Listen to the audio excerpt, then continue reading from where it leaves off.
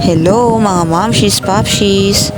Ayan, ito nga at masama yung pakiramdam ko. Dadating talaga sa punto ng isang nanay na magkakasakit ka yung hindi mo na kaya. Pero awa ng Diyos, napakaswerte ko.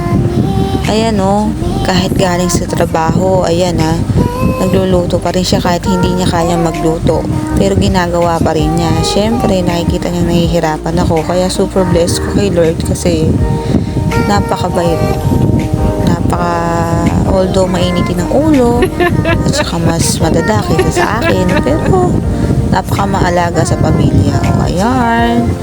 Ayan yung niluto niya, sardinas. Wow. Tapos kumuha siya ng dahon ng ampalaya sa likod bahay. Tapos ayan naghain na siya. Tapos siya pa yung mag-uurong niyan.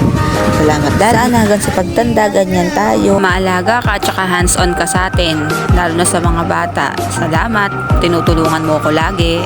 Kain po tayo.